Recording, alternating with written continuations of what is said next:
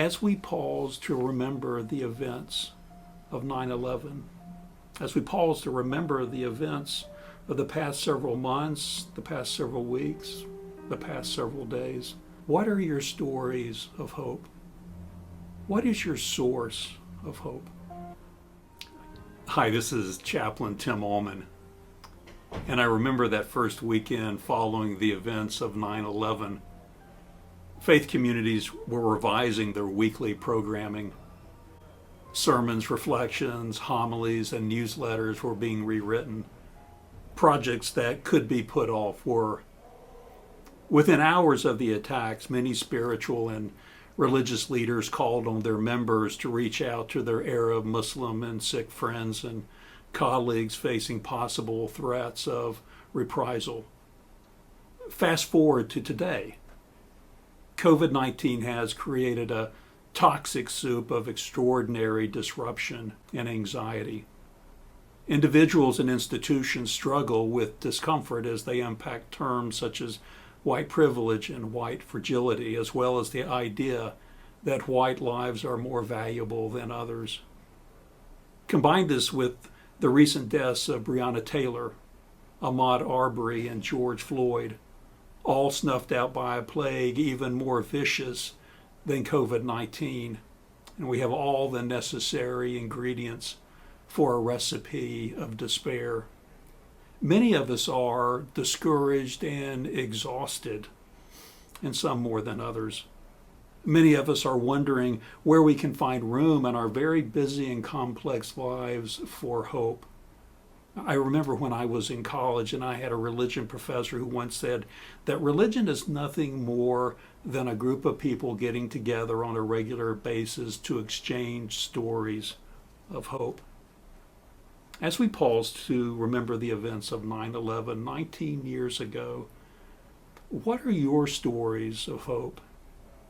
When you face difficulties and challenges, when your heart is broken, what gets you through? What sustains you through the death of a family member or when a post-graduation job offer is rescinded? What sustains you when you plan and you strive, but your dreams still remain elusive? These are not rhetorical questions. I'm just simply asking, when failure and disappointment begin to feel normal, what are your stories of hope? What are your sources of hope? There are very few questions that are as important as these.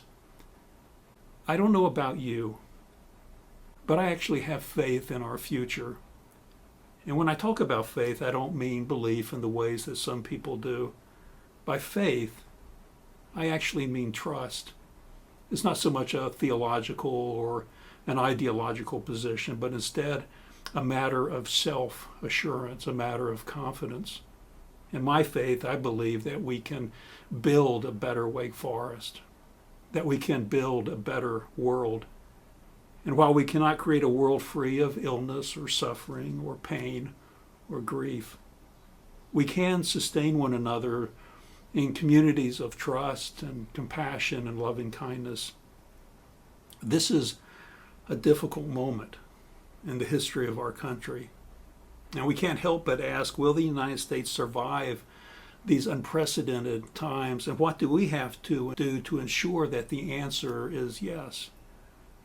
The truth is that most moments in our individual and collective lives are difficult. And no one, absolutely no one, gets through this life unscathed. We all face challenges. Pandemics happen.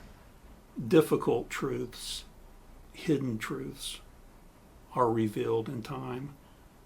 So, do you remember the question that we started with?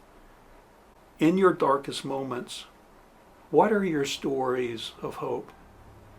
What is your source of hope? I can only speak from my own experience.